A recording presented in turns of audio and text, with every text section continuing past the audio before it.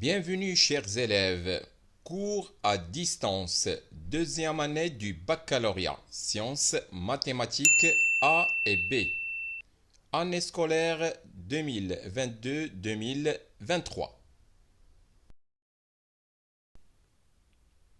Chapitre 6, fonctions logarithmiques. Exercice corrigé, partie 3. Nous traiterons dans cette vidéo un exercice portant sur l'étude d'une fonction et suite numérique. Exercice 3. Première partie. Soit G, la fonction définie sur l'intervalle ouvert -1 plus l'infini par g de x égale ln de x plus 1 plus x sur x plus 1. Première question. Calculer les deux limites. Limite lorsque x tend vers -1 plus de g de x et limite lorsque x tend vers plus l'infini de g de x. Deuxième question. Étudier les variations de la fonction g. Troisième question. En déduire le signe de g de x sur l'intervalle ouvert -1 plus l'infini. Remarquez que g de 0 égale 0. Deuxième partie. On considère la fonction numérique f de la variable réelle x définie sur l'intervalle ouvert -1 plus l'infini par f de x égale x qui multiplie ln de x plus 1. On désigne par C la courbe représentative de f dans un repère orthonormé OIJ. Première question petit a. Calculer les deux limites. Limite lorsque x tend vers -1 plus de f de x et limite lorsque x tend vers plus l'infini de f de x. Petit b, en déduire les branches infinies de la courbe C. Suite de l'exercice 3. Deuxième question. Montrer que pour tout x appartenant à l'intervalle ouvert -1 plus l'infini, f' de x égale g de x. Puis en déduire le tableau de variation de la fonction f. Troisième question. Construire la courbe C. Troisième partie. Soit h la restriction de la fonction f sur l'intervalle fermé en 0 plus l'infini. On considère l'équation en qui est h de x égale 1 sur n, où n est un entier naturel supérieur ou égal à 2. Première question petit a. Montrer que l'équation en admet une solution unique alpha n dans l'intervalle ouvert 0 plus l'infini et que 0 est inférieur strictement à alpha n et qui est inférieur strictement à 1. Petit b, montrer que la suite alpha n supérieur ou égal à 2 est décroissante. Petit c, en déduire que la suite alpha n est convergente et calculer sa limite. Deuxième question petit a, montrer que pour tout x appartenant à l'intervalle fermé 0,1, x sur 2 est inférieur ou égal à ln de x plus 1 et qui est inférieur ou égal à x.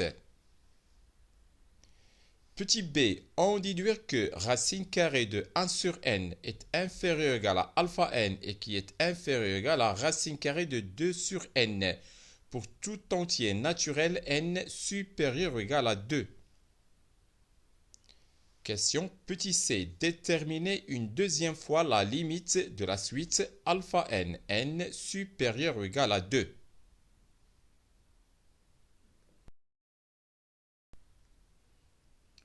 Corrigé de l'exercice.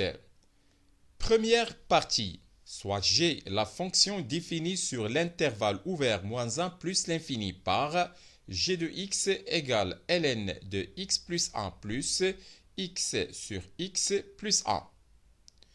Premièrement, calculons les deux limites. Limite lorsque x tend vers moins 1 plus de g de x et limite lorsque x tend vers plus l'infini de g de x. On a limite lorsque x tend vers moins 1 plus de g de x égale limite lorsque x tend vers moins 1 plus de ln de x plus 1 plus x sur x plus 1.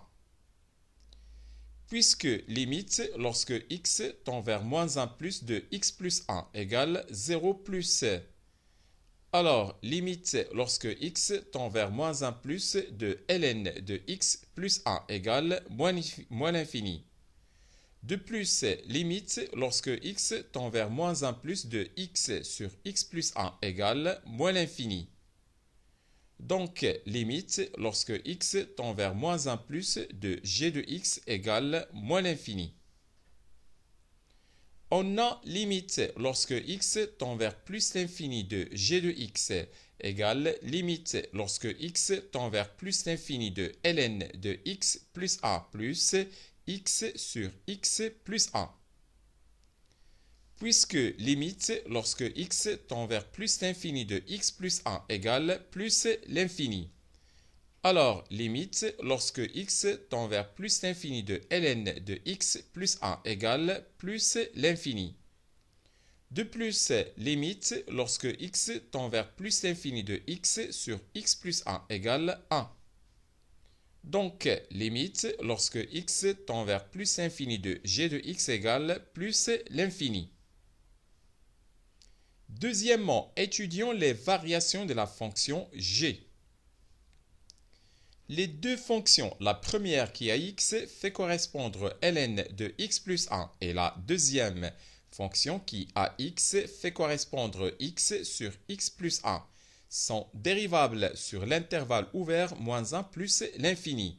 Donc, la fonction g est dérivable sur l'intervalle ouvert moins 1 plus l'infini. C'est la somme de deux fonctions dérivables sur l'intervalle ouvert moins 1 plus l'infini. Et on a, pour tout x de l'intervalle ouvert moins 1 plus l'infini, g' de x égale 1 sur x plus 1 plus déterminant 1, 1, 0, 1, le tout sur x plus 1, le tout carré, égale 1 sur x plus 1 plus 1 sur x plus 1, le tout carré, égale enfin x plus 2, le tout sur x plus 1, le tout carré. Pour tout x supérieur strictement à moins 1, on a x plus 2 qui est supérieur strictement à 1. Et x plus 1, le tout carré qui est supérieur strictement à 0. Donc, g' de x est supérieur strictement à 0. Par suite, la fonction g est strictement croissante sur l'intervalle ouvert moins 1 plus l'infini. Troisièmement, on va déduire le signe de g de x sur l'intervalle ouvert moins 1 plus l'infini. On a g de 0 égale 0. La fonction g est strictement croissante sur l'intervalle ouvert moins 1 plus l'infini. Donc, pour tout x compris strictement entre moins 1 et 0, on a g de x inférieur strictement à g de 0. C'est-à-dire que g de x est inférieur strictement à 0. Pour tout x supérieur strictement à 0, on a g de x est supérieur strictement à g de 0. C'est-à-dire que g de x est supérieur strictement à 0.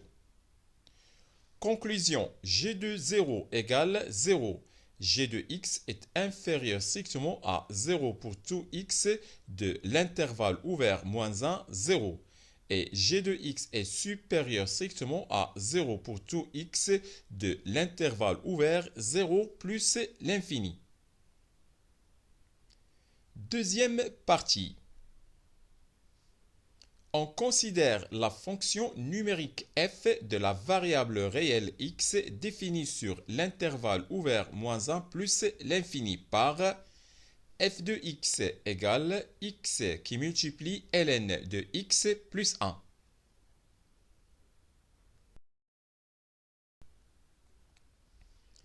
On désigne par C la courbe représentative de f dans un repère orthonormé OIJ. Premièrement, petit a, calculons les deux limites. Limite lorsque x tend vers moins 1 plus de f de x et limite lorsque x tend vers plus l'infini de f de x. On a limite lorsque x tend vers moins 1 plus de f de x égale limite lorsque x tend vers moins 1 plus de x qui multiplie ln de x plus 1. Puisque limite lorsque x tend vers moins 1 plus de x égale moins 1 et limite lorsque x tend vers moins 1 plus de ln de x plus 1 égale moins l'infini. Alors, limite lorsque x tend vers moins 1 plus de f de x égale plus l'infini. On a limite lorsque x tend vers plus l'infini de f de x égale limite lorsque x tend vers plus l'infini de x qui multiplie ln de x plus 1. Puisque limite lorsque x tend vers plus l'infini de x égale plus l'infini et limite lorsque x tend vers plus l'infini de ln de x plus 1 égale plus l'infini. Alors, limite lorsque x tend vers plus l'infini de f de x égale plus l'infini. Petit b, on va déduire les branches infinies de la courbe C. On a limite lorsque x tend vers moins 1 plus de f de x égale plus l'infini. Donc, la courbe C admet une asymptote parallèle à l'axe des ordonnées, asymptote verticale, d'équation x égale moins 1. On a limite lorsque x tend vers plus l'infini de f de x égale plus l'infini. Calculons limite lorsque x tend vers plus l'infini de f de x sur x. Limite lorsque x tend vers plus l'infini de f de x sur x égale limite lorsque x tend vers plus l'infini de x qui multiplie ln de x plus 1, le tout sur x. On simplifie par x, donc égale limite lorsque x tend vers plus l'infini de ln de x plus 1 et qui est égal à plus l'infini.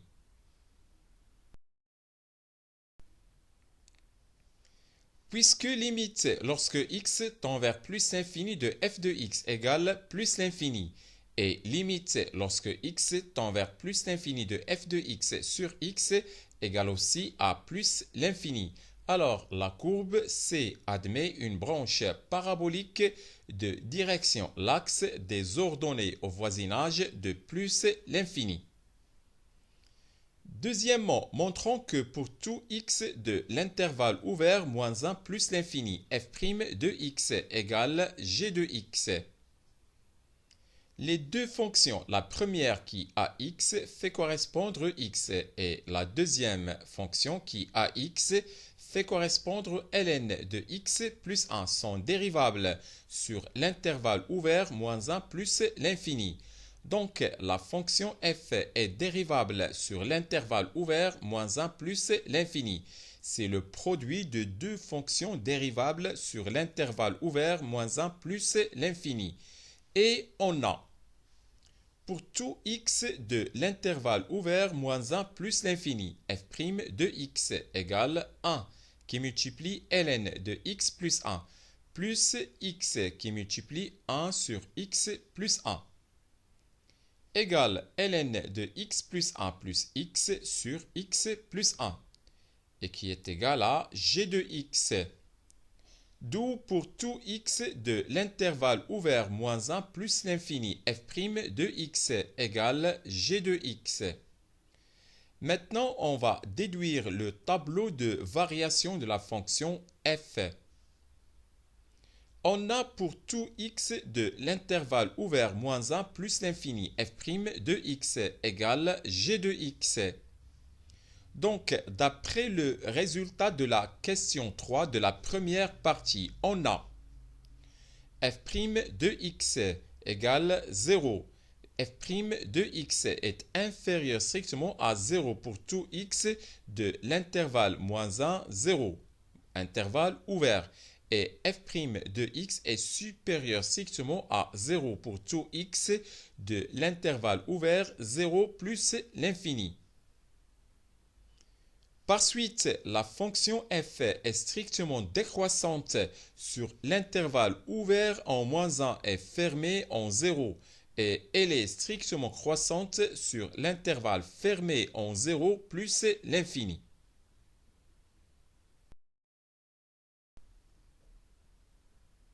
On a limite lorsque x tend vers moins 1 plus de f de x égale plus l'infini. F de 0 égale 0 qui multiplie ln de 0 plus 1 et qui est égal à 0. Et limite lorsque x tend vers plus l'infini de f de x égale plus l'infini. D'où le tableau de variation de f. La fonction f est définie sur l'intervalle ouvert moins 1 plus l'infini. La limite à droite en moins 1 de f égale plus l'infini. L'image de 0 égale 0. La dérivée en 0 est égale à 0. La fonction f est strictement décroissante sur l'intervalle ouvert moins 1, 0. Maintenant, sur l'intervalle 0 plus l'infini, la fonction f est strictement croissante et la limite en plus l'infini de f égale plus l'infini. Troisièmement, construction de la courbe C. On va construire la courbe représentative de la fonction f dans un repère orthonormé OIJ. On a tracé le repère OIJ. Tout d'abord, la limite à droite en moins 1 de f égale plus l'infini. Vous avez une asymptote verticale d'équation x égale moins 1. On construit l'asymptote verticale. Maintenant, l'image de 0 égale 0 et la dérivée qui s'annule en 0. Donc, on a une tangente horizontale au point de coordonnées 0, 0. Enfin, la limite en plus l'infini de f égale plus l'infini. Et on a une branche parabolique de direct l'axe des ordonnées au voisinage de plus l'infini. Voilà, donc c'est la courbe C.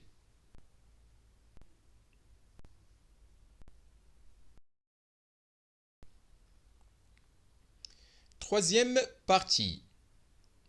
Soit h la restriction de la fonction f sur l'intervalle fermé en 0 plus l'infini.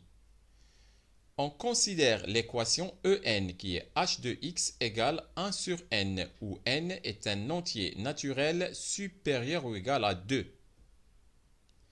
Première question petit a. Montrons que l'équation en admet une solution unique alpha n dans l'intervalle ouvert 0 plus l'infini et que alpha n est compris strictement entre 0 et 1. Soit n un entier naturel supérieur ou égal à 2. La fonction h est continue et strictement croissante sur l'intervalle fermé en 0 plus l'infini. Donc, h est une bijection de l'intervalle fermé 0 plus l'infini vers l'image par la fonction h de l'intervalle fermé en 0 plus l'infini qui est l'intervalle fermé en 0 plus l'infini.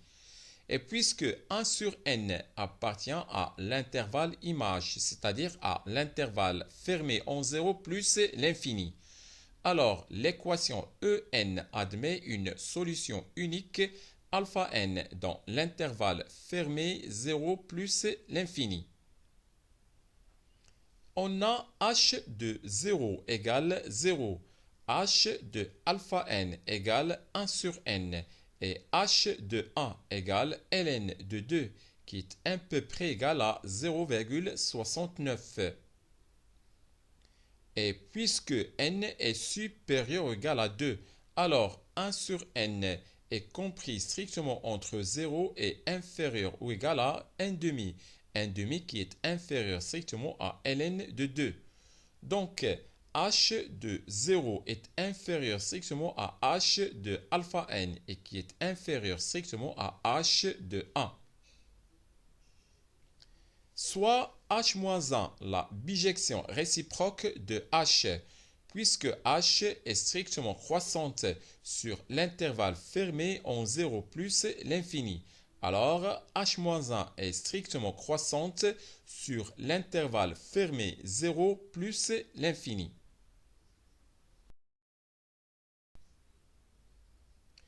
Puisque h de 0 est inférieur strictement à h de alpha n et qui est inférieur strictement à h de 1, alors h-1 de h de 0 est inférieur strictement à h-1 de h de alpha n et qui est inférieur strictement à h-1 de h de 1. C'est-à-dire que 0 est inférieur strictement à alpha n et qui est inférieur strictement à 1. Conclusion, pour tout entier naturel n supérieur ou égal à 2, l'équation en qui est h de x égale 1 sur n admet une solution unique alpha n telle que 0 inférieur strictement à alpha n et qui est inférieur strictement à 1. Petit b, on va montrer que la suite alpha n supérieur ou égal à 2 est décroissante. Soit n un entier naturel supérieur ou égal à 2. On a h de alpha n égale 1 sur n et h de alpha n plus 1 égale 1 sur n plus 1. Et puisque 1 sur n plus 1 est inférieur strictement à 1 sur n, alors h de alpha n plus 1 est inférieur strictement à h de alpha n. Par suite, h-1 de h de alpha n plus 1 est inférieur strictement à h-1 de h de alpha n. C'est-à-dire que alpha n plus 1 est inférieur strictement à alpha n. Conclusion, pour tout entier naturel n supérieur ou égal à 2, alpha n plus 1 est inférieur strictement à alpha n. Donc, la suite alpha n supérieur ou égal à 2 est décroissante. Petit c, on va déduire que la suite alpha n supérieur ou égal à 2 est convergente et on calcule la limite de alpha n.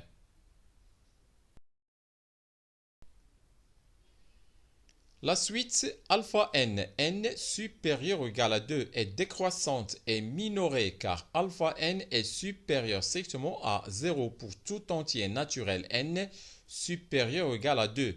Donc, alpha n est convergente. Soit n un entier naturel supérieur ou égal à 2, on a h de alpha n égale 1 sur n. Donc, alpha n égale h-1 de 1 sur n. Par suite, limite lorsque n tend vers plus l'infini de alpha n égale limite lorsque n tend vers plus l'infini de h-1 de 1 sur n. On a limite lorsque n tend vers plus l'infini de 1 sur n égale 0 plus. Et puisque la fonction h-1 est continue à droite en 0, alors limite lorsque n tend vers plus l'infini de h-1 de 1 sur n égale h-1 de 0. Or, h de 0 égale 0, donc h-1 de 0 égale 0. Par suite, limite lorsque n tend vers plus l'infini de h-1 de 1 sur n égale 0. Par conséquent, limite lorsque n tend vers plus l'infini de alpha n égale 0. Deuxièmement, petit a, montrons que pour tout x de l'intervalle fermé 0,1, x sur 2 est inférieur ou égal à ln de x plus 1 et qui est inférieur ou égal à x. On a 0 sur 2 égale ln de 0 plus 1 égale 0. Donc, l'inégalité x sur 2 inférieur ou égal à ln de x plus 1 inférieur ou égal à x est vraie pour x égale 0. Soit x appartenant à l'intervalle ouvert en 0 fermé en 1. La fonction qui à t fait correspondre ln de t plus 1 est continue sur l'intervalle fermé 0x et elle est dérivable sur l'intervalle ouvert 0x. Donc, d'après le théorème des accroissements finis.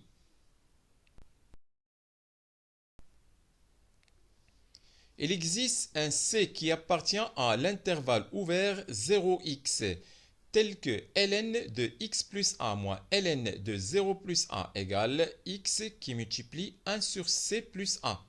C'est-à-dire que ln de x plus 1 égale x qui multiplie 1 sur c plus 1. On a c est compris strictement entre 0 et x qui est à la fois inférieur strictement à 1. Donc, c plus 1 est compris strictement entre 1 et 2. Par suite, 1 sur c plus 1 est compris entre 1 demi et 1. Et comme x est supérieur strictement à 0, alors x sur 2 est inférieur strictement à x qui multiplie 1 sur c plus 1 et qui est inférieur strictement à x. Par suite, x sur 2 est inférieur strictement à ln de x plus 1 qui est inférieur strictement à x. Conclusion, pour tout x appartenant à l'intervalle fermé 0,1, x sur 2 est inférieur ou égal à ln de x plus 1 et qui est inférieur ou égal à x. Petit b, on va déduire que alpha n est compris entre racine carrée de 1 sur n et racine carrée de 2 sur n pour tout entier naturel n supérieur ou égal à 2. Soit n un entier naturel supérieur ou égal à 2. On a h de alpha n égale 1 sur n et alpha n est compris strictement entre 0 et 1. C'est-à-dire que alpha n qui multiplie ln de alpha n plus 1 égale 1 sur n et alpha n est compris strictement entre 0 et 1. Or, d'après la question précédente, on a alpha n sur 2 est inférieur ou égal à ln de alpha n plus 1 et qui est inférieur ou égal à alpha n. En multipliant les membres de l'inégalité par alpha n, on obtient alpha n carré sur 2 inférieur ou égal à alpha n qui multiplie ln de alpha n plus 1 et qui est inférieur ou égal à alpha n carré. Par suite, alpha n carré sur 2 inférieur ou égal à 1 sur n et qui est inférieur ou égal à alpha n carré. Donc, 1 sur n est inférieur ou égal à alpha n carré et inférieur ou égal à 2 sur n. Par conséquent, racine carrée de 1 sur n est inférieur ou égal à alpha n et qui est inférieur ou égal à racine carrée de 2 sur n. D'où alpha n est compris entre racine carrée de 1 sur n et racine carrée de 2 sur n pour tout entier naturel n supérieur ou égal à 2.